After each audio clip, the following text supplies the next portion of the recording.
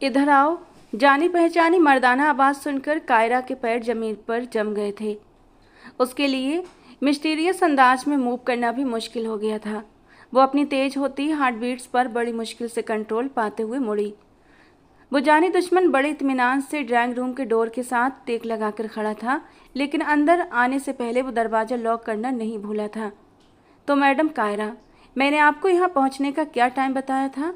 उसके लहजे में गुस्से की तपन थी, जबकि उसकी आंखों में भी एक अजीब सी चमक थी। वो उसकी निगाहों को अपने वजूद के आर पार होते हुए महसूस कर रही थी। I am really sorry sir, मुझे पैकिंग करने में थोड़ा टाइम लग गया था। उसने उंगलियां चटकाते हुए हड़बड़ाती आवाज़ में जवाब दिया था। मैंने आपसे कहा था ना कि फालतू का सामान अपने साथ लाने की कोई ज़रूरत नहीं। यहाँ से जाने से पहले मैं आपको शॉपिंग करवाऊँगा। कम से कम इतना तो मैं आपके लिए कर ही सकता हूँ। वो उसके ठीक सामने आकर खड़ा हो गया।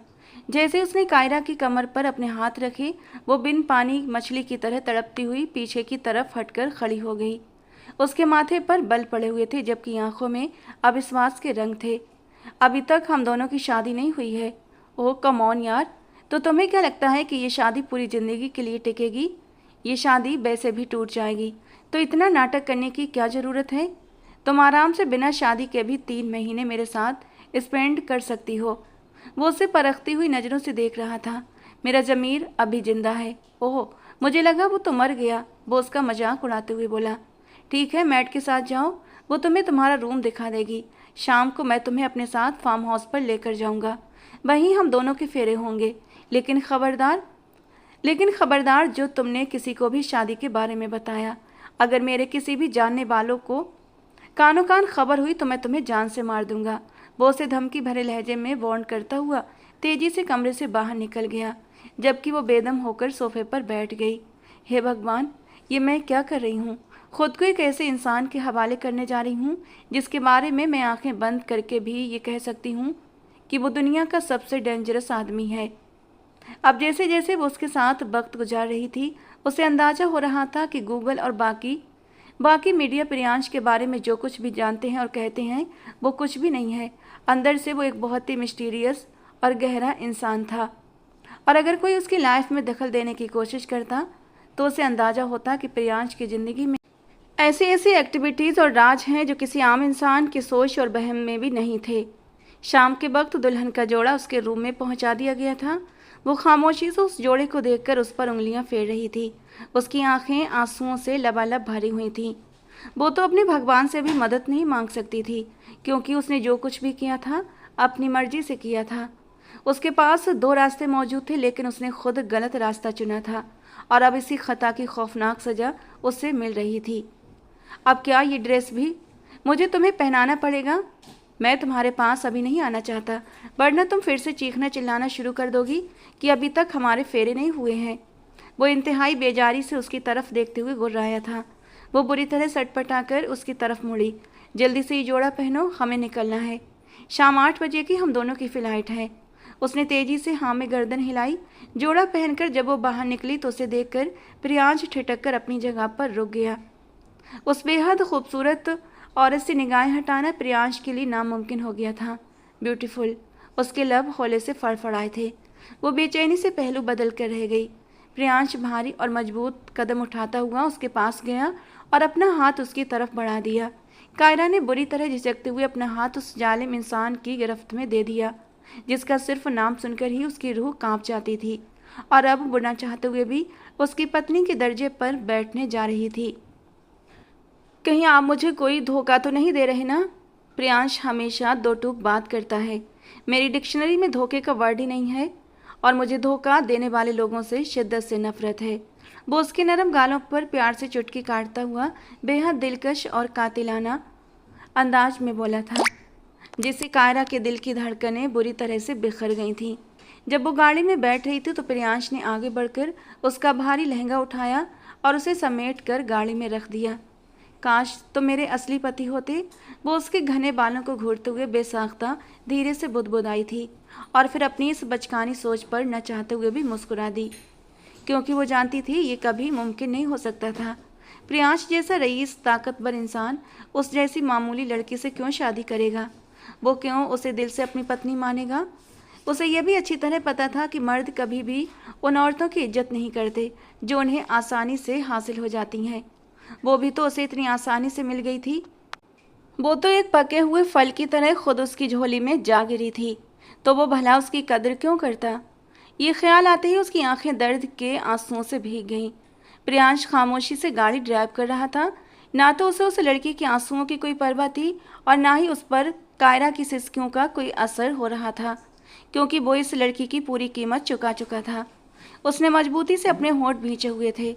ये रोने धोने का ड्रामा करके तुम क्या साबित करना चाहती हो कि मैं तुम्हारे साथ कोई ज़बरदस्ती कर रहा हूँ? उसकी नापसंद और भारी आवाज़ गाड़ी में गूंजी तो कायरा ने तड़प कर अपने आंसू साफ कर लिए और तेजी से सर नाम में हिलाने लगी। नहीं, मैं ऐसा कुछ साबित नहीं कर रही sir. I am really sorry sir. उसने डरकर फौरन माफ़ी मांग ली थी। उसकी कपकपाती हुई आवाज़ सुनकर उसने गहरा सांस बाहर छोड़ा। देखो लड़की, जो कुछ भी हो रहा है वो तुम्हारी अपनी मर्जी से हो रहा है। ना तो मैं तुम्हारे पैरों में गिरा था और ना ही मैंने तुम्हारी मिन्नतें की थीं। तुमने पूरे होशो हवास में अपनी मर्जी से वो एग्रीमेंट साइन किया था। अगर मैं चाहूँ तो क्या मैं उस एग्रीमेंट को ख़त्म कर सकती हूँ? मैं आपके सारे पैसे आपको वापस कर दूंगी।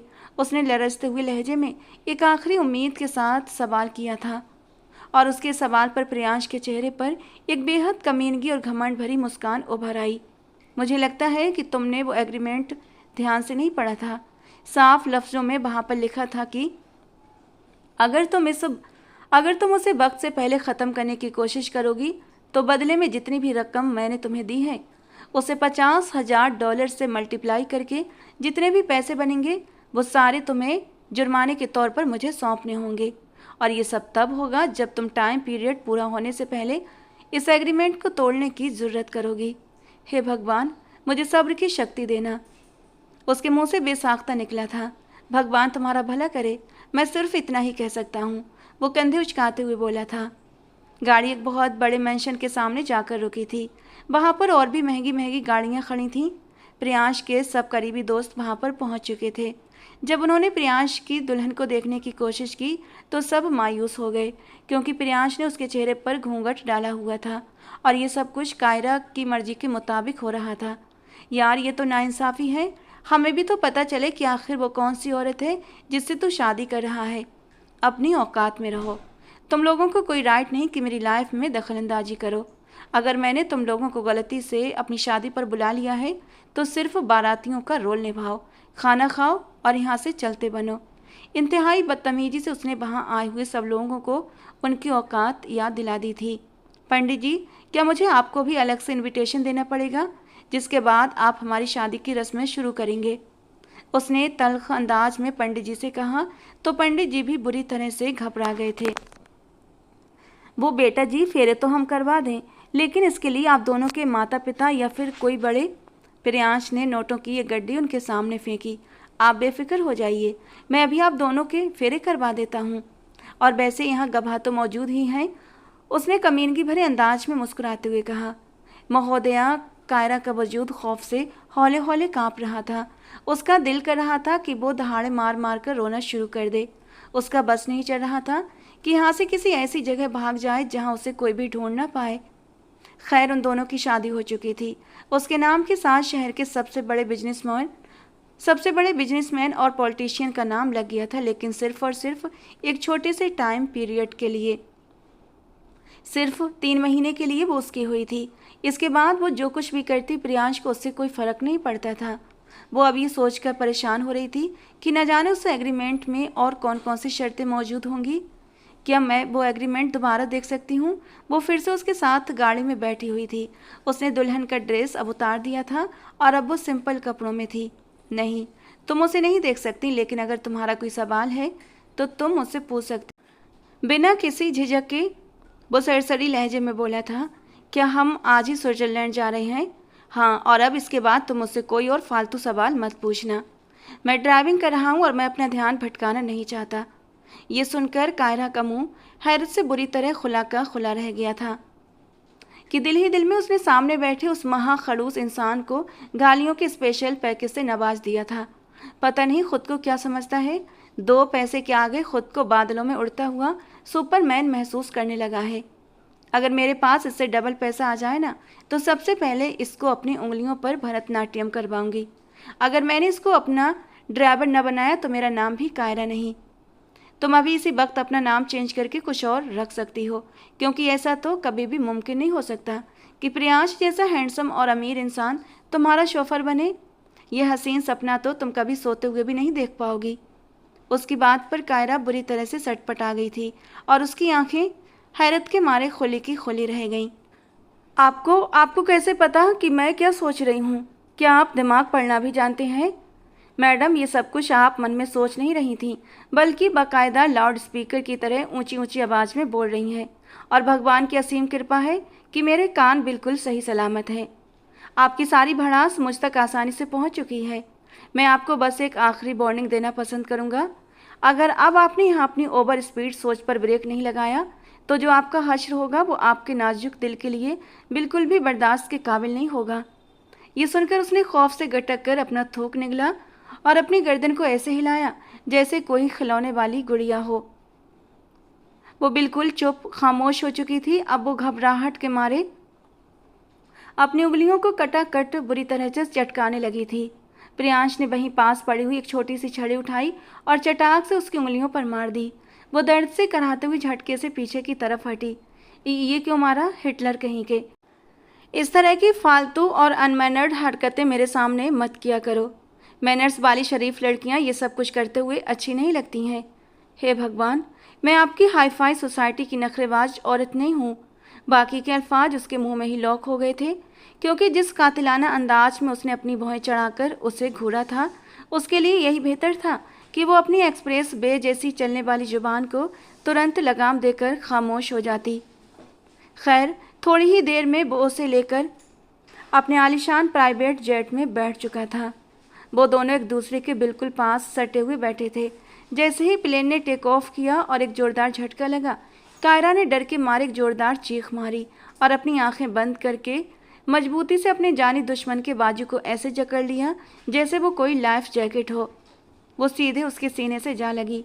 अचानक हुए इस क्लोज एनकाउंटर से दोनों के चेहरों के बीच का फासला सिर्फ कुछ इंच का रह गया था। वो उसकी गर्म और तेज होती सांसों की हलचल अपने पूरे चेहरे पर महसूस कर सकता था।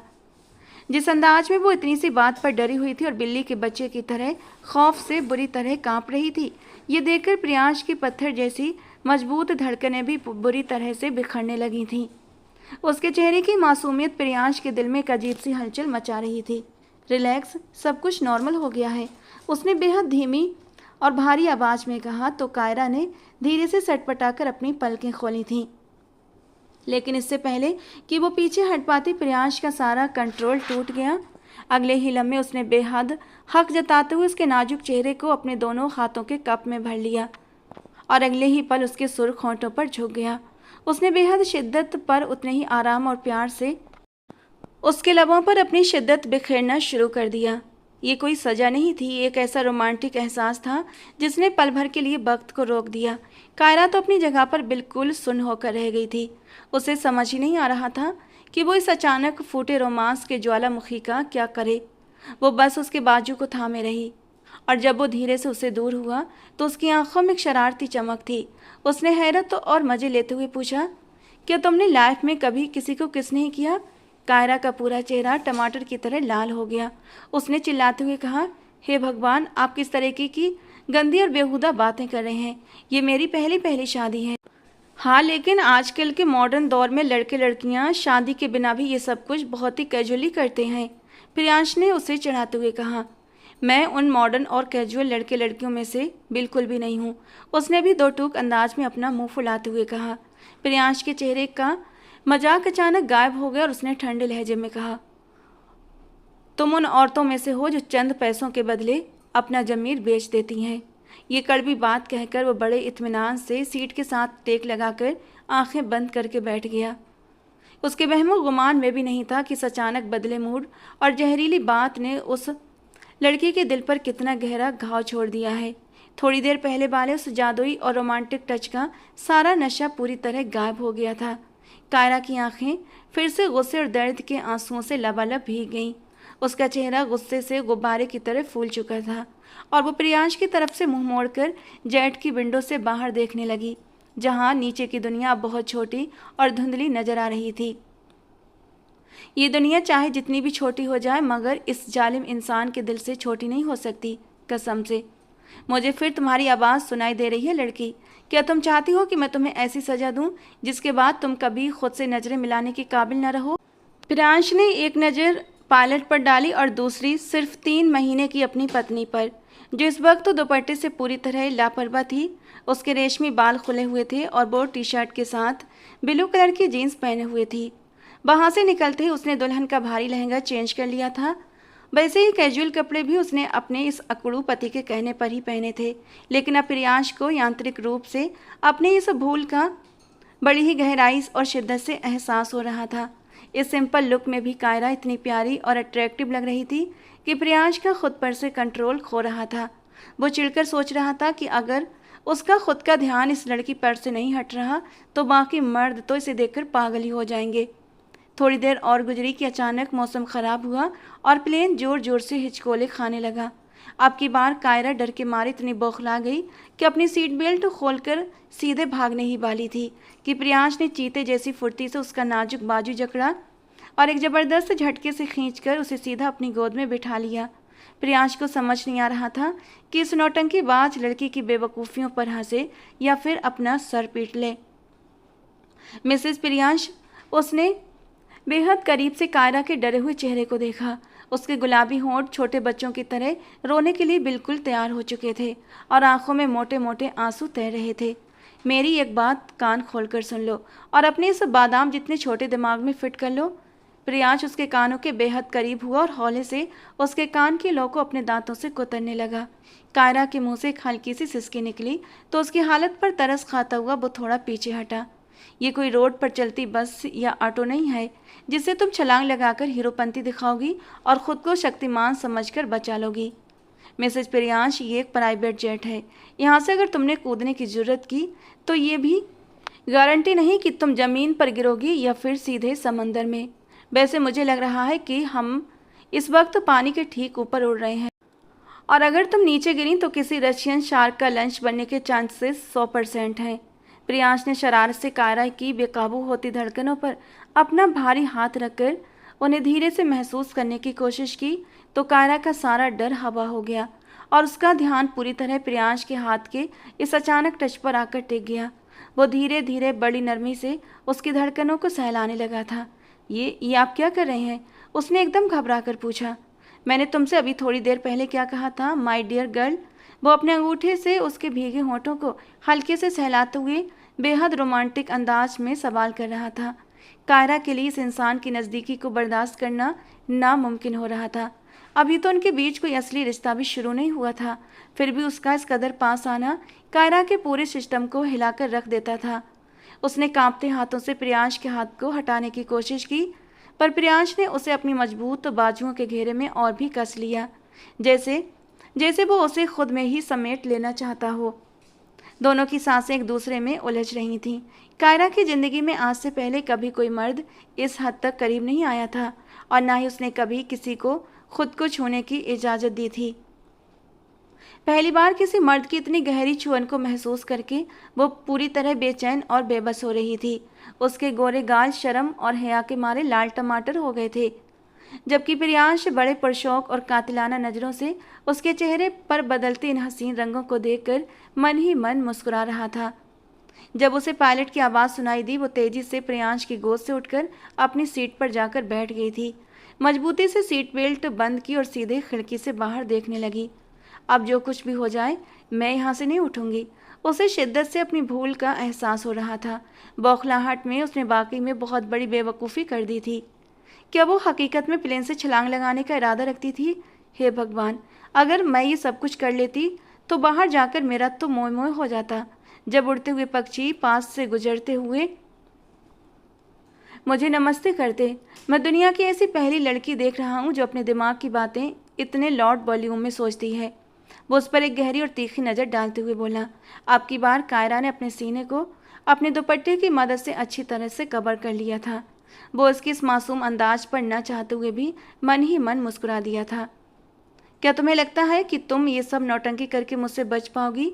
रनवे का कोई भी रास्ता तुम्हें नहीं मिलेगा। जब तुम मेरे पास, मेरे बेडरूम में, मेरी रीच में मौजूद होगी, तब सिर्फ और सिर्फ हम दोनों होंगे और मेरी नज़दीकियों में डूबी हुई तुम। बाकी का पूरा सफ़र कायरा ने बड़ी मुश्किल से काटा था। उसे अपने घर वालों की भी बहुत ज़्यादा टेंशन हो रही थी। न जाने वहाँ पर सब क्या कर रहे होंगे, सब कैसे होंगे। हार्दिक छोटा था, न जाने वो ठीक तरह से चीज़ों को मैनेज कर भी पाएगा या नहीं। हे भगवान, मैंने क्यों ये डिसीजन लिया? इससे तो अच्छा था कि मैं दिलीप से ही हेल्प मांग लेती। उसका दिल कर रहा था कि वो दहाड़े मार मार कर रोना शुरू कर दे, मगर अब पछताए होत क्या जब चिड़िया चुग गई खेत। जेट स्विट्जरलैंड के एयरपोर्ट पर लैंड कर चुका था। जब वो दोनों बाहर निकले तो कई हैवी और सूट बूट वाले गार्ड्स उनके करीब आकर खड़े हो गए थे। उसे लग रहा था कि वो किसी डेंजरस गैंगस्टर के साथ दूसरे देश में आ गई है। क्या मैं आपसे एक सवाल पूछ सकती हूँ? उसने थोड़े शर्माते और झिझकते हुए लहजे में कहा।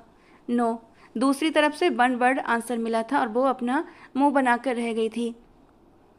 एक बात जो उसे बुरी तरह से हैरान कर रही थी वो ये थी कि उस जगह पर जितने भी गार्ड्स खड़े थे उनमें से किसी ने भी उसकी तरफ नज़र उठाकर भी नहीं देखा, सिवाय उस ठरके इंसान के जो आगे उनके वेलकम के लिए खड़ा था। उसने सिर से लेकर पांव तक कायरा को यूं घूरा जैसे वो उसका एक्सरे करने का इरादा रखता हो। और जब प्रियांश ने उसकी नज़रों की तपिश को महसूस किया और उसकी आंखों में अपनी पत्नी के लिए हबस देखी तो वो तुरंत ढाल बनकर कायरा के सामने जाकर खड़ा हो गया। शी इज़ माई वाइफ, उसने जिस ठंडे और कातिलाना लहजे में कहा था, उस आदमी ने डर के मारे फौरन अपनी नज़रें झुका ली थीं, जबकि कायरा उसका बाजू पकड़कर तेजी से वहाँ से बाहर निकल आई थी। क्या आप सच में कोई गैंगस्टर हैं? मैंने अभी तक तुम्हें सवाल पूछने की परमिशन नहीं दी है लड़की, लेकिन मैं आपकी वाइफ हूँ, इतना तो राइट रखती हूँ ना। अधिकारों की बातें हम रूम में जाकर करेंगे, फ़िलहाल तुम अपनी ज़ुबान पर ब्रेक रखो। मुझे बताओ, क्या तुम्हें भूख लग रही है? तो उसने ज़ोर शोर से हाँ में सर हिला दिया था, क्योंकि वो फ़िलहाल उस रूम में जाने का इरादा बिल्कुल नहीं रखती थी। प्लेन में उसके साथ जो कुछ भी हुआ था उसके नाजुक दिल के लिए उतना ही काफ़ी था। कमरे में जाकर वो क्या कुछ करने वाला था, यही सोचकर कायरा की जान निकल रही थी। मगर वो भोली लड़की ये बात नहीं जानती थी कि ये तो अभी सिर्फ 1% भी नहीं है, अभी तो पूरा 99% देखना बाकी बचा था। मुझे बताओ कि तुम्हें कहाँ पर डिनर करना है? मुझे कैसी ऐसे होटल में डिनर करना है?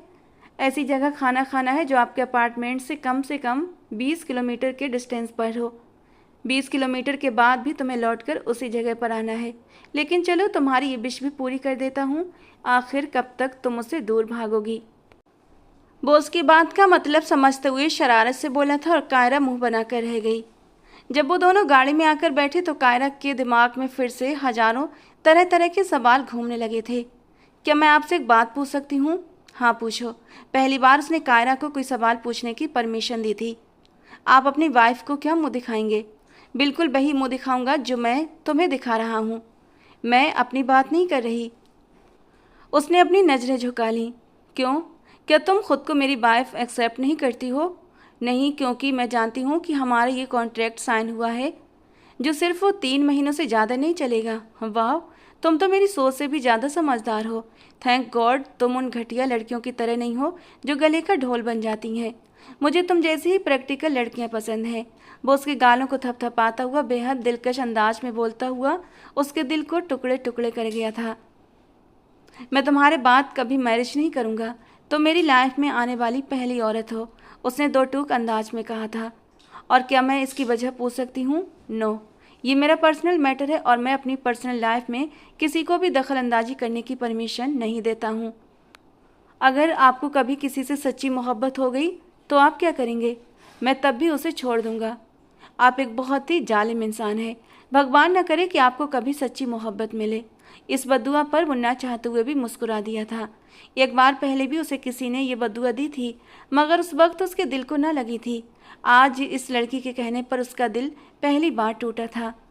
अब अगर तुम्हारी ये इन्वेस्टिगेशन कंप्लीट हो गई हो तो अपना मुंह बंद करके बैठ जाओ। मैं तुम्हें यहाँ पर अपना मतलब पूरा करवाने के लिए लाया हूँ, कोई इंटरव्यू देने के लिए नहीं। समझ आ रहा है कि मैं क्या कह रहा हूँ?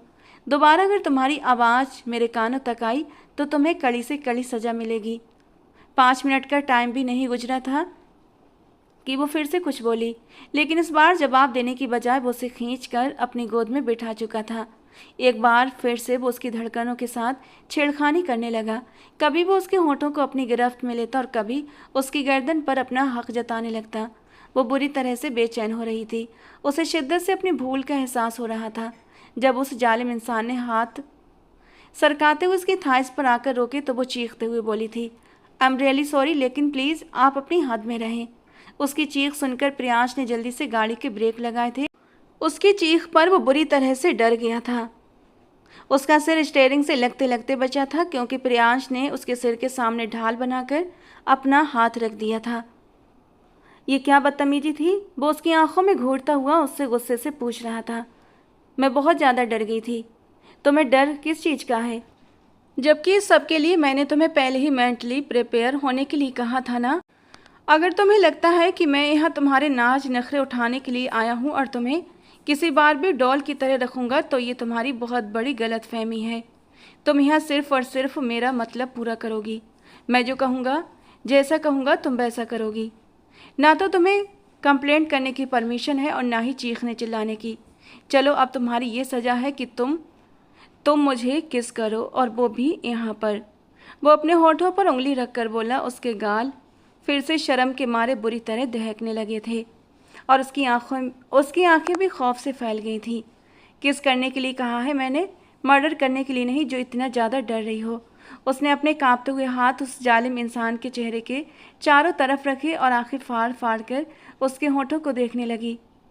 मैं जानता हूँ कि मैं बहुत हैंडसम हूँ, लेकिन देखने के लिए तुम्हें ढेर सारा टाइम मिलेगा। फ़िलहाल जल्दी से मेरी कही हुई बात पूरी करो। इसके बाद तुम्हें डिनर कराने के लिए लेकर जाऊँगा। जब तक तुम मेरी बात नहीं मानोगी, तब तक तुम इसी पोजीशन में, इसी जगह पर मेरे पास बैठी रहोगी। और अगर पॉसिबल हुआ तो रात के वक्त यहीं पर ही मैं तुमसे अपना रिलेशन भी बना लूँगा। वैसे भी मुझे कोई प्रॉब्लम नहीं है। तुम जैसी छोटी सी लड़की कहीं भी आसानी से फिट हो जाएगी। वो उसके नाजुक से वजूद पर अपने हाथ फेरते हुए दिल दहला देने वाले रोमांटिक अंदाज में बोला था। अगले ही पल वो आंखें बंद करके उसके होठों पर अपने होठ रख चुकी थी। फिर वो तेज़ी से उससे दूर हट गई। यार, तुम्हें तो ये भी ठीक से करना नहीं आता है। तुम तो वाकई में एक अनाड़ी लड़की हो। अब क्या मुझे ये सब कुछ तुम्हें समझाना पड़ेगा? ये कहकर वो उसके होठों को अपने टच में ले चुका था। जी भरकर अपना हक जताने के बाद जब वो उससे दूर हुआ तो वो गहरे गहरे सांस लेने लगी थी। उसका एक हाथ प्रियांश के सीने पर मौजूद था, जबकि दूसरे से उसके कंधे को पकड़े वो इस वक्त बहुत ही बेहाल मालूम हो रही थी, जबकि वो उसकी हालत से पूरी तरह अनजान बना रहा और उसे अपनी गोद में ही बिठाकर ड्राइविंग करने लगा था। क्या मैं उस सीट पर जाकर बैठ सकती हूँ? वो धीरे से मिनमिनाई कि कहीं प्रियांश को दोबारा गुस्सा न आ जाए और वो उसे कोई और अनोखी सजा न दे दे। नहीं, मेरे बालों में अपनी उंगलियाँ चलाओ, मुझे सुकून मिल रहा है। अगर आपसे एक्सीडेंट हो गया या फिर यहाँ की पुलिस ने देख लिया तो हम पर भारी जुर्माना हो जाएगा। उसने अपने पति को डराने की कोशिश की थी, वो जो किसी के बाप से भी नहीं डरता था। भला पुलिस वालों से क्या डरता? वो उसके इस मासूम अंदाज पर न चाहते हुए भी मुस्कुरा दिया था। डबल पैसे उनके मुंह पर मारकर मैटर ही क्लोज कर दूंगा। तुम टेंशन क्यों लेती हो? क्या यहाँ पर भी करप्शन होती है? उसने बड़ी ही मासूमियत और हैरानी से पूछा था। क्यों? क्या यहाँ पर फरिश्ते रहते हैं? स्विट्ज़रलैंड अपनी जियोग्राफी और अपनी सिक्योरिटी की वजह से एक बहुत ही सेफ कंट्री है। जितने भी काले धंधे होते हैं वो यहाँ के खूबसूरत पहाड़ों के पीछे होते हैं। सो तुम टेंशन मत लो। ये लोग जितने पानी में हैं मैं बहुत अच्छी तरह जानता हूँ, और इन लोगों को कैसे अपनी उंगलियों पर नचाना है ये भी मुझे बहुत अच्छे से पता है। जब वो लोग होटल के अंदर एंटर हुए तो एक आदमी ने जानबूझकर कायरा के करीब से गुजरने की कोशिश की थी। इससे पहले कि उसका कंधा कायरा के कंधे से टकराता, प्रियांश ने उसके सीने पर हाथ रखकर उसे दूर धकेल दिया था। लेकिन जब कायरा की नज़र उस इंसान पर पड़ी तो उसे ज़मीन अपने पैरों के नीचे से खिसकती हुई महसूस हुई थी। उसने बेसाख्ता सर ना में हिलाया था। उसे देखकर दिलीप के होंठ भी ओहो की शेप में खुले थे। तुम यहाँ? प्रियांश को पूरी तरह इग्नोर करके वो कायरा की तरफ अट्रैक्ट हो गया था। और ये शख्स कौन है? कहीं तुम्हारा बॉयफ्रेंड तो नहीं है? हाँ, मैं इसका बॉयफ्रेंड हूँ। तुम्हें क्या प्रॉब्लम है? प्रियांश के कहने पर वो घबराकर बीच में बोलते हुए बोली, ये झूठ बोल रहे हैं, ये मेरे बॉयफ्रेंड नहीं हैं, ये मेरे कलीग हैं। प्रियांश उसकी इस हिम्मत पर हैरान रह गया था। इस लड़की में कहाँ से इतनी हिम्मत आ गई थी कि वो उसे चुप कराकर खुद बोल रही थी। ओह, जिस तरह से इसने रिएक्ट किया, मुझे तो लग रहा था कि ये तुम्हारा बॉयफ्रेंड है। तुम मुझे बताओ कि यहाँ पर क्या कर रही हो? दरअसल मैं एक बिजनेस मीटिंग के सिलसिले में यहाँ पर आई हुई हूँ, और साथ में ये मेरे जो कलीग हैं ये भी मेरे साथ आए हैं। वो तो मुझे अंदाजा हो गया है। दिलीप उसके कैजुअल कपड़ों पर एक गहरी नज़र डालते हुए बोला था। तुम अपना फ़ोन नंबर दे दो, मैं बाद में जाकर तुमसे कांटेक्ट करती हूँ। ओह श्योर, मैं भी अभी थोड़ा बिजी हूँ। वैसे तुम्हारे भाई ने मुझे तुम्हारी इस तरक्की के बारे में बताया था। वो ठीक कह रहा था, तुम कुछ ज़्यादा ही तरक्की कर गई हो। दिलीप लगातार उस पर ताने कस रहा था, जबकि कायरा खामोशी से उसकी सारी बातें बर्दाश्त कर रही थी। उसने उस जालिम इंसान की किसी भी बात का कोई जवाब नहीं दिया था। कार्ड लेकर उसने अपने बैग में रखा और दिलीप के जाने के बाद अपनी ही धुन में बोलने लगी। ये ना मेरे एक पड़ोसी आंटी का बेटा है। ये लोग वहीं हमारे घर के पास रहते हैं, मगर बहुत ही लालची, बहुत ही बुरे लोग हैं। दिल के बहुत छोटे हैं। पहले आंटी ने इसके लिए मेरा रिश्ता मांगा था, फिर जब उन्हें पता चला कि मेरा बाप दहेज में कुछ नहीं दे सकता तो उन्होंने रिश्ता ही तोड़ दिया। ये कहकर उसने जब अपने पति पर एक नज़र डाली तो वो उसकी तरफ नहीं देख रहा था, वो वहाँ पर मौजूद टेबल्स को घूर रहा था। उसे शिद्दत से कुछ गलत होने का एहसास हुआ। मैं आपसे बात कर रही हूँ, मगर मुझे तुमसे कोई बात नहीं करनी।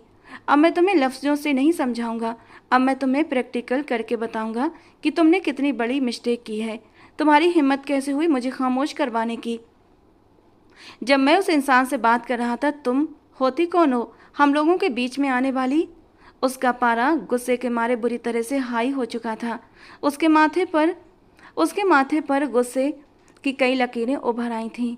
मुझे माफ़ कर दें, मेरा ऐसा कोई भी इरादा नहीं था। माफ़ी तो मेरी डिक्शनरी में है ही नहीं, मिसेज प्रियांश। पहले मैंने सोचा था कि तुम पर थोड़ा सा रहम करूँगा, लेकिन तुम इस काबिल ही नहीं हो। अब जल्दी से डिनर ख़त्म करो, फिर हमें निकलना है। मैं तुम्हें अब अपने पुराने अपार्टमेंट में लेकर नहीं जा रहा। यहीं पर मैंने होटल देखा है, अब हम वहीं पर रह जाएंगे, क्योंकि अब मुझे और ज़्यादा वेट नहीं हो रहा। पहले भी मैं तुम्हारे काफ़ी नखरे बर्दाश्त कर चुका हूँ। कायरा ने सिर्फ चंद निवाले ही लिए थे, लेकिन उसका भी उस जालिम इंसान ने बहुत भारी बिल पे किया था। फिर वो उसका बाजू पकड़कर उसे खींचता हुआ अपने साथ लेकर आया था। गाड़ी गाड़ी तो इस तरफ है। कियारा उसे दूसरी तरफ जाते देखकर घबराकर बोली थी। जानता हूँ, लेकिन अपार्टमेंट इस तरफ है। वहीं पर बैठे बैठे वो अपार्टमेंट बुक कर गया था। जैसे ही वो रूम के अंदर एंटर हुई, उसने कायरा को मजबूती से उसके कंधों से पकड़ा और उसे जोर से दीवार के साथ टिका दिया था। कायरा ने डर के मारे अपनी आंखें बंद कर ली थीं। क्या सोचकर तुमने वो हरकत की थी लड़की? क्या तुम मेरी दरिंदगी से वाकिफ़ नहीं हो, या फिर तुम्हें मेरे गुस्से का एहसास नहीं है? तुमने मुझे यानी प्रियांश को इग्नोर किया और मुझे खामोश रहने के लिए कहा। वो इस वजह से क्योंकि मैं उसे ये सब कुछ बता देती तो अपने ख़ानदान वालों के सामने मैं शर्मिंदा हो जाती। आप तो आज़ाद हैं, आपको कोई भी कुछ भी पूछने वाला नहीं, मगर मुझे घर से इस तरह की आज़ादी नहीं मिली हुई। मैं सिर्फ़ और सिर्फ एक मजबूरी के तहत यहाँ पर आई हूँ। अगर मैं आपके साथ कोऑपरेट कर रही हूँ तो आपको भी चाहिए कि आप मेरे साथ कोऑपरेट करें। मैडम, ये आपकी मजबूरी है, मेरी मजबूरी नहीं। मैंने आपको पैसे पे किए हैं तो मैंने भी तो अपनी इज्जत का सौदा किया है ना, वो भी चीखते हुए लहजे में बोली थी। दोबारा मुझसे इस टोन में बात नहीं करना, वरना जुबान खींच लूँगा तुम्हारी। उसने उसे जोर से बेड पर धक्का दिया तो वो उल्टी बेड पर जाकर गिरी थी और छोटे बच्चों की तरह सिसकते हुए रोने लगी। प्रियांश बालकनी में जाकर खड़ा हो गया था और गहरे गहरे सांस लेने लगा। उसका गुस्सा किसी भी तरह कम नहीं हो रहा था। काफ़ी देर के बाद जब वो नॉर्मल हुआ तो रूम में आया। उसने देखा कि वो वहाँ पर उल्टे लेटे लेटे ही बेखबर सो चुकी थी। उसे थोड़ा सा अजीब फील हुआ। वो हैरान हो रहा था कि उसे इस लड़की के लिए बुरा क्यों लग रहा है। वो तो एक पत्थर दिल इंसान था जिसको किसी से भी कोई फ़र्क नहीं पड़ता था। फिर वो छोटे छोटे कदम उठाता हुआ उसके पास गया। उसने कायरा को कंधे से पकड़कर सीधा किया और फिर अगले ही पल वो उसके नरम गुलाबी लबों को अपनी पकड़ में ले चुका था। और जब कायरा की सांस रुकने लगी तो उसने झट से अपनी आंखें खोल दी थीं। वो शख्स अपनी तेज सांसों के साथ उसके बेहद करीब मौजूद था। कायरा ने उसके कंधे पर हाथ रखकर उसे पीछे की तरफ पुश किया तो वो उससे थोड़ा सा दूर होकर अपनी शर्ट जल्दी से उतारने लगा था। अब उसके चौड़े सीने की कशिश साफ नजर आ रही थी। कायरा ने जब प्रियांश के इस लुक को देखा तो उसके दिल में भी एक अजीब सी कशिश जाग उठी थी।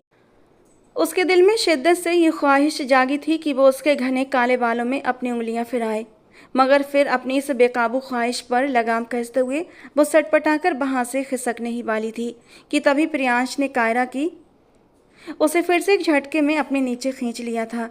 अब तुम्हारे पास रनवे का कोई रास्ता नहीं है माय स्वीट वाइफ। अब वो टाइम आ गया है जब तुम मेरी हर बात मानोगी। मुझे बहुत डर, उसने लरजते हुए लहजे में कहा था। तुम्हें कोई तकलीफ नहीं पहुंचाऊंगा, बहुत प्यार से करूंगा। ये कहकर वो अपनी उंगलियों के पोरों से प्यार से उसके गानों को टच करने लगा था। अगले ही लम्हे वो उसके गानों पर झुक गया और हल्के से लब बाइट करने लगा। एक सिसकी कायरा के लबों से निकली जिसे सुनकर वो और भी ज़्यादा बेचैन हो गया था। अब वो तेज़ी से उसकी शर्ट को उसके वजूद से अलग कर रहा था। कायरा, जो कि इस अचानक आई आंधी के लिए मेंटली प्रिपेयर नहीं थी, बुरी तरह से सटपटा गई। प्लीज़ मुझे संभलने के लिए थोड़ा सा टाइम दें। बाकी के अल्फाज उसके मुंह में ही रह गए थे क्योंकि प्रियांश अपनी हदें पार कर चुका था। वो उसकी धड़कनों को अपनी मुट्ठी में बुरी तरह से दबोच चुका था। अब वो उसके सीने से लगी हुई थी और ख़ुद को उसके साए में छुपाने की पूरी कोशिश कर रही थी। उन दोनों के वजूद एक दूसरे के साथ बुरी तरह से टच हो रहे थे। कायरा की सांसें बुरी तरह से बिखरी हुई थीं और इस लड़की की ये जादुई नज़दीकी प्रियांश के लिए बहुत ही जानलेवा साबित हुई थी। प्रियांश जब उसकी नरम मक्खन सी धड़कनों की टिप को पीने लगा तो कायरा शिद्दत जज्बात में उसकी कमर पर जोर से अपने नाखून चुभाने लगी थी। प्रियांश को तकलीफ तो हो रही थी मगर उसने उसे पूरी तरह इग्नोर कर दिया। फिलहाल वो इस लड़की को मुकम्मल तौर पर खुद में समेट लेना चाहता था, अपना बनाना चाहता था। उसकी धड़कनों को आज़ाद करने के बाद वो अब उसकी नाजुक गर्दन पर झुक गया था और वहाँ पर भी अपने प्यार की निशानियाँ बुरी तरह से बिखेरने लगा। मुझे पेन, वो सिसकते हुए बोली थी। थोड़ी सी तकलीफ़ तो आपको भी बर्दाश्त करनी पड़ेगी मेरी जान, क्योंकि मेरी नज़दीकी में रोमांस से ज़्यादा एक जुनून होगा। ये कहकर वो उसकी गर्दन को छोड़कर अब उसके कंधे पर मौजूद एक खूबसूरत से तिल को फोकस में ले चुका था। उसे छूने के बाद वो अब नीचे की ओर आ रहा था। कायरा ने प्रियांश के घने बालों को मजबूती से अपने हाथों में दबोचा हुआ था। उसने पहले तो सोच रखा था कि जब वो उसके करीब आएगा तो वो उसे खुद से दूर करने की कोशिश करेगी, उसे कस्में देगी, उसकी मिन्नतें करेगी, मगर अब उसके लिए खुद को रोकना मुश्किल ही नहीं बल्कि नामुमकिन होने लगा था, क्योंकि प्रियांश की इस जानलेवा, इस कातिलाना रोमांस में वो खुद भी पूरी तरह से बहकती चली जा रही थी। वो इंसान था ही इतना डैशिंग और दिलकश कि कायरा चाहकर भी उससे दूर नहीं हो पा रही थी। अब वो फिर से उसकी धड़कनों के साथ खेलने लगा था और कायरा के नाखून लगातार उसकी पीठ पर चल रहे थे।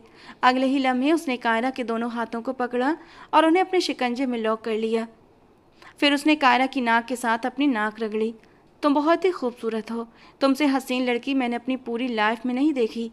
ये कहकर वो एक बार फिर से उसके हुस्न को कॉम्प्लीमेंट देने लगा था। तभी अचानक जब उसका मोबाइल बजा तो प्रियांश के चेहरे पर इन नाजुक लम्हों में खलल पड़ने की वजह से नापसंदगी फैल गई थी। कायरा की नज़रें भी एक पल के लिए उसके बजते हुए मोबाइल की स्क्रीन पर जम गई थीं। जब उसने देखा कि स्क्रीन पर गर्लफ्रेंड नंबर 5 नाम जगमगा रहा था तो उसका दिल एक झटके में चकनाचूर हो गया था। वो दिल ही दिल में खुद को कोसने लगी कि आखिर उसे क्या ज़रूरत थी इस जालिम इंसान से कोई भी उम्मीद लगाने की, जबकि वो अच्छी तरह जानती थी कि इस इंसान से उम्मीद लगाने का सीधा मतलब खुद को सिर्फ और सिर्फ दर्द पहुंचाना है। वो कॉल कट करके मोबाइल फिर से साइड में रख चुका था। जैसे जैसे रात आगे सरकती जा रही थी वो दोनों एक दूसरे के करीब आते चले जा रहे थे और जब प्रियांश आखिरी मोमेंट पर पहुंचा और उसके हाथ कायरा की बेली बटन से नीचे तक पहुंचे कि वो उसे नीचे के भी हर पर्दे से आज़ाद करता, कायरा ने बेहद बेबसी और लाचारी से उसकी आंखों में देखा। मैं फ़िलहाल इस सब के लिए मेंटली प्रिपेयर नहीं हूँ, मुझे थोड़ा सा टाइम चाहिए। प्रियांश उस वक्त अपने पूरे मूड में था, इस स्टेज पर था कि पीछे नहीं हट सकता था। वो चाहता तो उसकी बात को इग्नोर करके ज़बरदस्ती अपना हक ले सकता था, मगर न जाने क्यों वो एकदम से पीछे हट गया था। कायरा बेड पर बैठी गहरे गहरे सांस ले रही थी। ज़िंदगी में तुम पहली लड़की हो जो मैं तुम्हारी बात मान रहा हूँ वो अपनी शर्ट पहनता हुआ उसके बटन बंद करता गुस्से से उसे घूर कर बोला था, और अपनी जान बच जाने पर कायरा ने सुख का सांस लिया था। उसने भी जल्दी से अपनी शर्ट उठाकर पहनी। गहरी नींद की वजह से उसकी आंखें बार बार बंद हो रही थीं। अब उसके लिए जागे रहना बहुत मुश्किल हो गया था, लेकिन उसे तब तक सोने की परमिशन नहीं थी जब तक कि वो अकड़ू पति उसे अलाउ न कर दे। उसने थक कर अपना सिर प्रियांश के सीने पर रख दिया था और प्रियांश बेहद प्यार से कायरा के रेशमी बालों में अपनी उंगलियां चला रहा था। कायरा की नज़रों के सामने अभी भी वो गर्लफ्रेंड नंबर 5 घूम रही थी। वो लड़की कौन थी? न जाने उसके दिल में क्या आया, उसने अचानक सवाल कर ही डाला। प्रियांश ने उसे देखा और बोला, मुझे लगता है कि तुम इतनी पढ़ी लिखी तो जरूर हो कि स्क्रीन पर फ्लैश होने वाले नंबर को पढ़ सको। वहाँ पर साफ साफ गर्लफ्रेंड नंबर 5 लिखा हुआ था। आपकी कितनी गर्लफ्रेंड्स हैं? तुम्हें मिलाकर मेरी टोटल 20 गर्लफ्रेंड्स हैं। वैसे वैसे इतनी ज़्यादा भी नहीं है, सोच रहा हूँ कुछ और बढ़ा लूँ। हे भगवान, हद है बेशर्मी की। वो बुरी तरह से बदमजा होकर रह गई थी। वो उससे दूर हटने लगी कि प्रियांश उसकी बुलेट ट्रेन की तरह भागती धड़कनों पर अपना भारी हाथ रखकर उसे फिर से चुंबकीय स्टाइल में अपने करीब कर चुका था। अभी तक मैंने तुम्हें यहाँ से पतली गली पकड़ने की परमिशन नहीं दी है। खामोशी से यहीं मेरे पास स्टैचू बनकर बैठी रहो। मुझे बहुत भयानक वाली नींद आ रही है। मेरी आंखें फेविकोल की तरह चिपक रही हैं। ये तुम्हारी आंखों की प्रॉब्लम है, मेरी नहीं। आप बहुत ही जालिम इंसान हैं। पिछले जन्म में पक्का जल्लाद रहे होंगे। शुक्रिया, मुझे मालूम है। आप बहुत ही मतलबी और खड़ूस भी हैं। मुझे इस पर भी 21 तोपों की सलामी वाला फ़क्र है और थैंक गॉड मैंने इस टैलेंट पर कभी घमंड नहीं किया। वैसे आपका घमंड बनता भी नहीं है। शक्ल देखिए आईने में। तुम्हारी से मुफ्त की बकवास एडवाइस के लिए बहुत बहुत थैंक यू मिसेस प्रियांश, मगर तुम्हारी बातें मेरे लिए कचरे के डिब्बे से ज़्यादा इम्पोर्टेंस नहीं रखती। वो एकदम नहले पर दहला जवाब दे रहा था। कायरा उसके इन हाजिर जवाबी वाले तीखे आंसर पर बुरी तरह से चिढ़ रही थी। उसका बस नहीं चढ़ रहा था कि वो इस इंसान को खटमल की तरह उठाए और सीधे खिड़की से बाहर स्विट्जरलैंड की वादियों में कहीं दूर फेंक दे। तुम इतनी ज़्यादा चिड़चिड़ी क्यों हो रही हो? वैसे चिढ़ना तो मुझे चाहिए। तुमने मुझे बिल्कुल पीक रोमांटिक मोमेंट पर ऐसे पीछे पुश किया जैसे कोई लावारिस गाड़ी को धक्का मारता है। इस घोर पाप की सजा तो तुम्हें मिलकर ही रहेगी। वैसे क्या तुम्हें स्विमिंग आती है या सिर्फ बत्तखों को तैरते हुए देखा है? वो रूम के अंदर बने 5 स्टार इंडोर स्विमिंग पूल पर एक नज़र डालते हुए बोला था। कायरा ने अभी गौर किया कि इस अकड़ू के आलिशान बेडरूम में एक पूरा का पूरा तालाब यानी स्विमिंग पूल भी मौजूद था।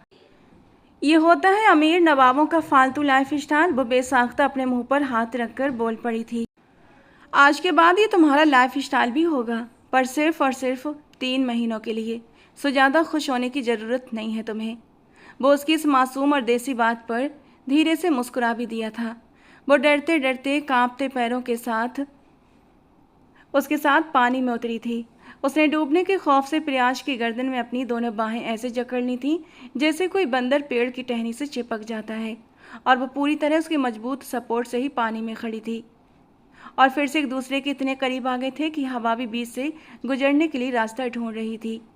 पानी के अंदर भी प्रियांश की उंगलियां उसकी कमर पर कोई जादुई गिटार बजा रही थीं, जबकि कायरा खामोशी से उसके सीने से चिपकी उसकी धड़कनों की धक धक सुन रही थी। ओके, अब मैं तुम्हें स्विमिंग सिखाता हूँ। प्रियांश जैसे उसका हाथ छोड़कर उससे थोड़ा दूर होने लगा, वो डूबने के डर से चिल्लाती हुई तेजी से आकर फिर से फेविक्विक की तरह उससे बुरी तरह से चिपक चुकी थी। प्रियांश ने भी मजे लेते हुए कहा, अगर बार बार इस तरह बिना टैक्स दिए मुझसे लिपटोगी तो फिर मैं अपना सारा कंट्रोल खो बैठूंगा, और अगर तुम चाहती हो कि मैं यहीं पानी के अंदर ही तुमसे अपना राइट वसूल न करूं। हेलो, यहाँ पानी के बीच में तो आप मुझसे अपना कोई भी राइट ले भी नहीं सकते। पैर फिसल जाएगा आपका। कायरा ने जीप चढ़ाते हुए थोड़े चैलेंजिंग अंदाज में कहा, तो प्रियांश उसकी तरफ भूखे शेर वाली खूंखार नज़रों से घूरने लगा। मुझे ऐसे बचकाने चैलेंज एक्सेप्ट करना बहुत पसंद है लड़की। कहीं ऐसा न हो कि बाद में मगरमच्छ के आंसू बहाती फिरो कि तुमने इस शेर को ये चैलेंज आखिर दिया क्यों था। कायरा को अचानक से याद आया कि वो एक नंबर का सरफिरा और साइको इंसान है और उससे किसी भी तरह की कोई भी उम्मीद की जा सकती है। वो कोई भी उल्टी सीधी हरकत कर सकता था। इसी वजह से वो डरकर अपने दोनों कानों को हाथ लगाती, उससे थोड़ी सी दूरी बनाकर हट गई थी। लेकिन जैसे ही वो 2 कदम पीछे हटी, उसका बैलेंस बिगड़ा और वो गुड़ गुड़ गुड़ गुड़ करके पानी में डूबने लगी और ज़ोर ज़ोर से किसी टाइटैनिक के पैसेंजर की तरह अपने हाथ पांव चलाने लगी। जबकि प्रियांश बिल्कुल मरीन ड्राइव वाले रिलैक्स मोड में पास ही तैर रहा था। कभी वो उल्टा तैरकर स्टाइल मारता तो कभी सीधा तैरने लगता और कभी वो पानी में अंदर तक डॉल्फिन की तरह डाइव कर जाता। इस पूरे ड्रामे के दौरान उसने एक बार भी उस बेचारी डूबती लड़की को बचाने के लिए अपनी उंगली तक नहीं हिलाई थी। और फिर धीरे धीरे डूबने के डर से हाथ पैर मारते मारते कायरा खुद ही सीख गई कि किस तरह तैरते हैं। प्रियांश पानी से बाहर सिर निकालकर हंसते हुए बोला, अरे वाह, मुझे पता था तुम बचपन से ही बहुत ज़्यादा जुगाड़ू और टैलेंटेड हो, खुद ही हाथ पैर मारना सीख जाओगी। वैसे भी रूम के अंदर तुमने बहुत सारी नई चीज़ें काफ़ी जल्दी खुद ही सीख ली हैं। उसने देखा कि कायरा के होंठ ठंड की वजह से लाल टमाटर जैसे सीधे नीले अंगूर होने लगे हैं। वो तुरंत उसे पानी से बाहर निकालकर बंडल की तरफ रूम के अंदर ले आया था। जब कायरा गीले कपड़े चेंज करके खुद को सुखाकर बाहर आई तो वो बेड पर किंग साइज में बैठा उसका ही वेट कर रहा था। वो बड़ी ही खामोशी से बिल्ली की तरह दबे पांव उसके करीब आकर चुपके से लेट गई थी। जबकि प्रियांश ने आगे बढ़कर कायरा के ऊपर कंबल को ऐसे उड़ाया जैसे किसी कीमती चीज़ को ढक रहा हो। एक बार फिर से वो उसके रेशमी बालों में अपनी उंगलियां चलाने लगा था। कायरा का छोटा सा दिमाग समझ नहीं पा रहा था कि आखिर ये गिरगिट जैसा इंसान क्या करने का इरादा रखता है। कभी वो हद से ज़्यादा गुस्सा करने लगता और यूं जाहिर करता जैसे उसके नज़दीक कायरा की वैल्यू एक टूटे हुए मटके जैसी की भी नहीं है, और कभी वो उसका हद से ज़्यादा ख्याल रखने वाला केयरिंग हस्बैंड बन जाता। कभी वो उसे बिना बात के दुत्कार देता और कभी उसे अपने दिल के बेहद करीब खींच लेता था। कभी वो उसे उसके मिडिल क्लास और गरीब होने का ताना देकर चिढ़ाता था, तो कभी उसकी मासूमियत और पाक दामनी पर उसकी इस कदर तारीफ़ें करता कि कायरा सचमुच अपने आप को किसी परी से कम नहीं समझती थी। वो बुरी तरह से डिस्टर्ब हो गई थी। थोड़ी सी देर इन सब के बारे में सोचते सोचते वो गहरी नींद की वादियों में उतरती चली गई थी। दूसरी तरफ प्रियांश ने अपना मोबाइल निकाला था। उसने गर्लफ्रेंड नंबर 5 वाला नंबर डायल किया। ये उसके दोस्त का नंबर था। उसके पीछे भी एक कहानी थी। दरअसल प्रियांश एक मजबूत किरदार का मालिक था। आज से पहले उसकी ज़िंदगी में कोई भी लड़की नहीं आई थी और ना ही उसे कभी किसी लड़की की जात में कोई इंटरेस्ट हुआ था। उसकी ज़िंदगी एडवेंचर से भरी हुई थी। उसे एडवेंचर्स बहुत पसंद थे, लेकिन इस मामले में भी वो किसी की ज़िंदगी के साथ खेलना बिल्कुल भी पसंद नहीं करता था। जहाँ तक उसके दूसरे दोस्तों का सवाल था तो वो सभी दिलफेंक टाइप के इंसान थे। उनकी ज़िंदगियों में हमेशा ही एक से ज़्यादा लड़कियाँ मौजूद होती थीं। गर्लफ्रेंड नंबर 5 उसका बचपन का दोस्त था, जिसका असल नाम वरुण था। उसे भी लड़कियों से दोस्ती करने का बहुत शौक था। उतना तो उसके लड़कों के साथ भी ताल्लुकात नहीं थे जितना उसके लड़कियों के साथ बन चुके थे। वो अक्सर ही अपने दोस्त प्रियांश को कहता था कि यार, यही तो जीने की उम्र है, हंसने खेलने की उम्र है। अगर इस उम्र में अय्याशी नहीं करेगा तो क्या बुढ़ापे में जाकर करेगा। प्रियांश उसको हंसते हुए जवाब देता, बेटा जी, मेरी जेब में पैसा है, मैं किसी भी उम्र में चाहे अय्याशी कर सकता हूँ, तो मेरी टेंशन बिल्कुल भी मत लिया करो। जब भी उसके मोबाइल पर कॉल आती तो वो किसी लड़के का ही नाम होता था।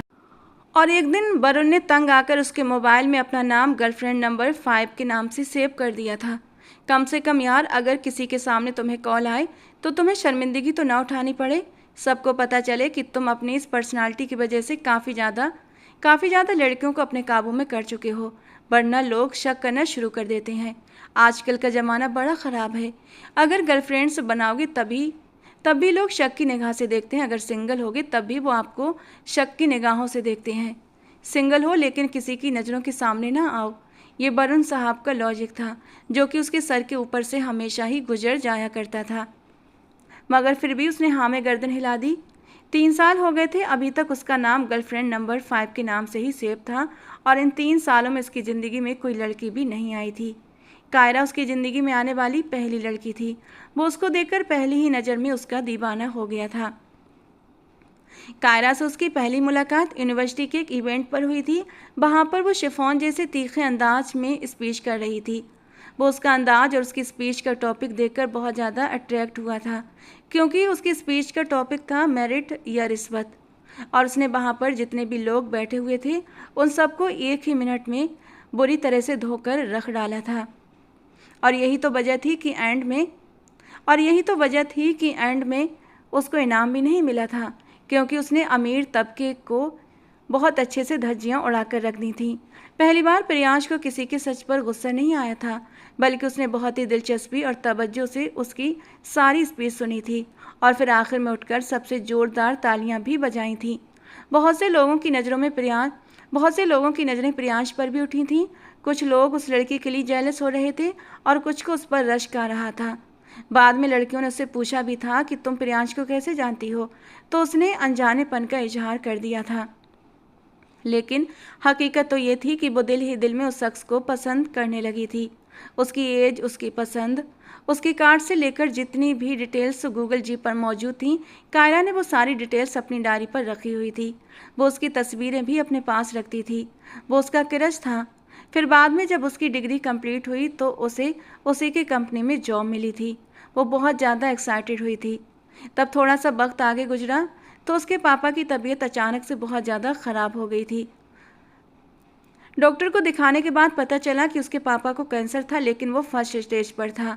अगर वो लोग अभी इलाज करवाते तो उसके पापा ठीक हो सकते थे। इसके लिए उसने सबसे पहले अपनी बुआ से हेल्प मांगी, मगर उन्होंने अपनी मजबूरियों का रोया था और साफ मना कर दिया था। फिर जब उसने अपनी कंपनी से लोन मांगा तो उन्होंने भी लोन देने से साफ साफ मना कर दिया था। एक दिन प्रियांश को जब उसकी मजबूरी के बारे में पता चला तो उसने उस लड़की को अपने केबिन में बुलाया था। वो उसको देखकर एक पल के लिए बुरी तरह से चौंक उठा था। उसकी मोहब्बत, जिसको वो पिछले 3 सालों से बुरी तरह से तलाश कर रहा था, वो उसके ऑफिस में काम कर रही थी और उसको पता भी नहीं था। ये जानकर उसे गुस्सा भी आया था और उसे खुशी भी हो रही थी। फिर उसने एक अजीब सी शर्त उसके सामने रखी थी। वो देखना चाहता था कि वो क्या जवाब देगी। वो बस उसको परखना चाह रहा था। पहले तो उसने बहुत ज़्यादा हंगामा मचाया, प्रियांश को जलील किया था, उसे 2 कौड़ी का इंसान कहा था, उसको 2 मुँहा और धोखेबाज भी कहा था, और ये भी जाहिर कर दिया कि लानत भेजती हूँ अपने इस दिल पर जो आप पर आ गया था। ये कहकर वो गुस्से से वहाँ से निकल आई थी। लेकिन फिर बाद में उसे शिद्दत से अपनी गलतियों का एहसास हुआ था। जब उसके पापा की तबीयत हद से ज़्यादा बिगड़ने लगी थी, तब फिर से वो इमोशनल हो गई थी। जज्बात में आकर उसने प्रियांश से एग्रीमेंट करने के लिए हामी भर ली थी। प्रियांश ने उसे बोला था कि तुम मेरी फिजिकल डिजायर पूरी करोगी, मेरे साथ स्विट्जरलैंड चलोगी, और ये सब कुछ सिर्फ और सिर्फ 3 महीनों तक रहेगा। इसके बाद मेरा तुम्हारे साथ कोई भी रिलेशन नहीं होगा। उसने इस एग्रीमेंट को एक्सेप्ट कर लिया था, क्योंकि फ़िलहाल उसके पापा की ज़िंदगी उसके लिए सबसे ज़्यादा ज़रूरी थी। कुछ अरसा गुजरा तो उसके पापा के दोस्त ने उसको लोन देने के लिए हाँ कर दिया था, मगर उस वक्त तक प्रियांश को वो जुबान दे चुकी थी। सिर्फ ये नहीं, बल्कि जज्बात में आकर वो एग्रीमेंट भी साइन कर चुकी थी और अपने आप को उसके वादों के आगे बांध चुकी थी। और अब उसे शिद्दत से अपनी गलतियों का एहसास हो रहा था। बाद में उसने उस एग्रीमेंट को तोड़ने की कोशिश की थी, लेकिन नाकाम हो गई थी, क्योंकि उसके पास करोड़ों के हिसाब से पैसे नहीं थे जो वो एग्रीमेंट तोड़ने के बदले प्रियांश को दे सकती। और अब वो लड़की उसकी रीच में मौजूद थी। जो शख्स किसी ज़माने में उसका क्रश था, अब वो उस शख्स के पहलू में पुरसुकून से बड़ी ही सुकून भरी नींद सो रही थी। उसका चेहरा इस वक्त हर तरह की फिक्र से खाली था। उसके चेहरे पर सुकून फैला हुआ था। प्रियांश ने बड़ी ही नरमी से उसके माथे पर अपने होंठ रखे और अपना सिर उसके कंधे पर रखकर वो भी सुकून से सो गया।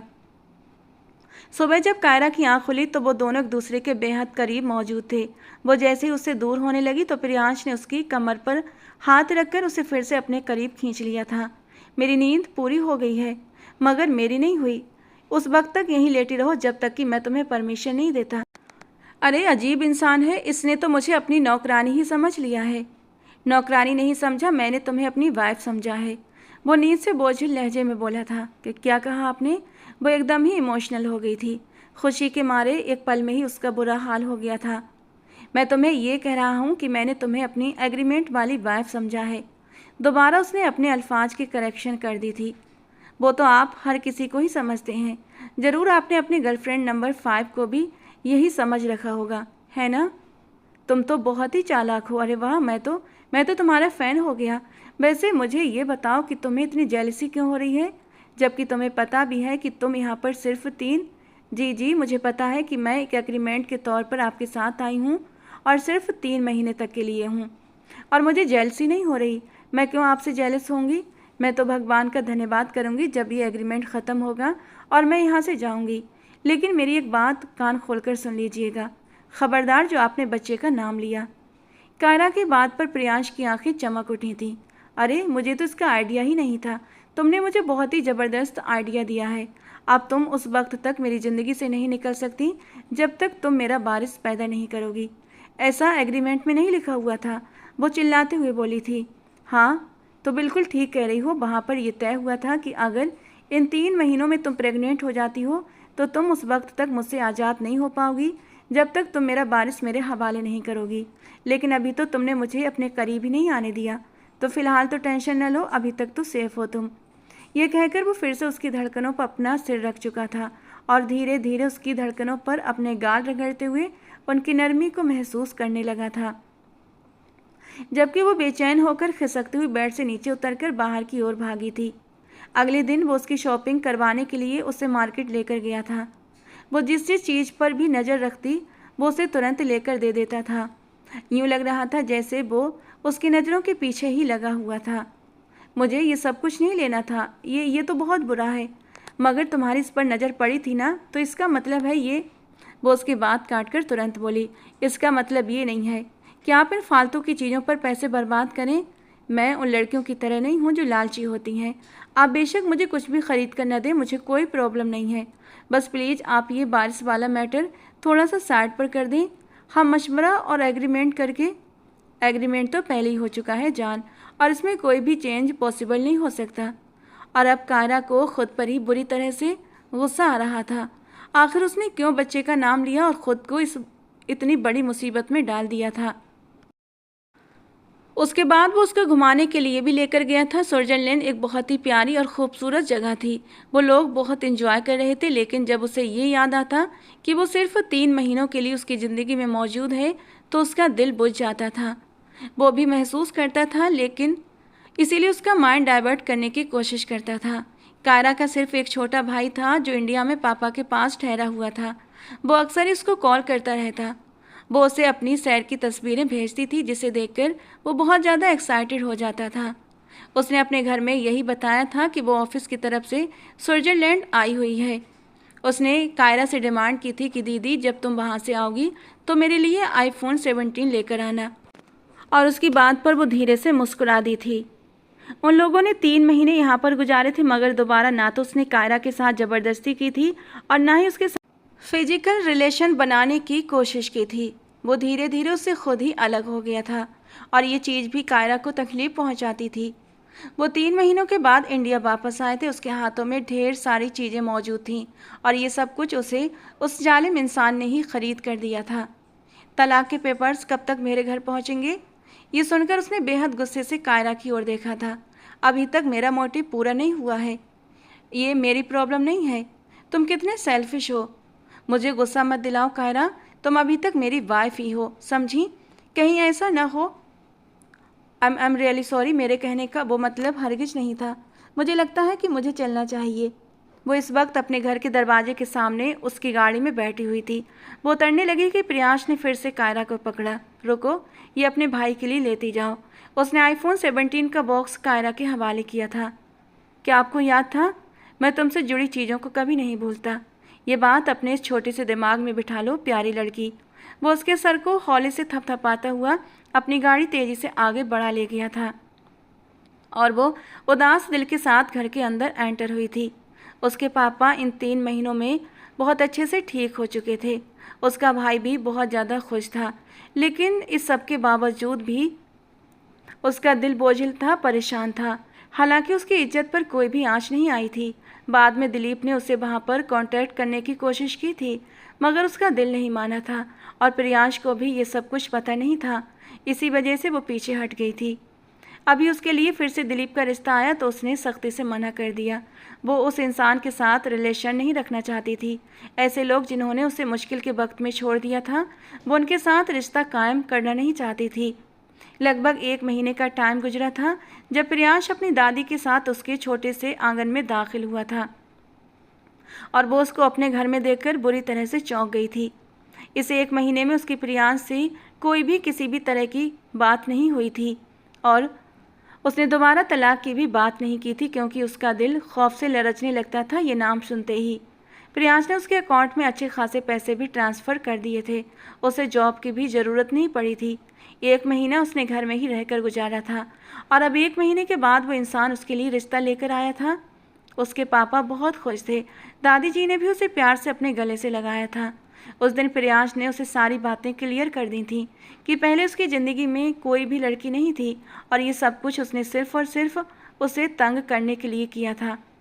उसने गुस्से से कुशन उठाकर प्रियांश को मारना शुरू कर दिया था कि उसने इतने महीनों तक परेशान रखा था। तो वो उसके हाथों को पकड़कर उसे अपने करीब कर गया था।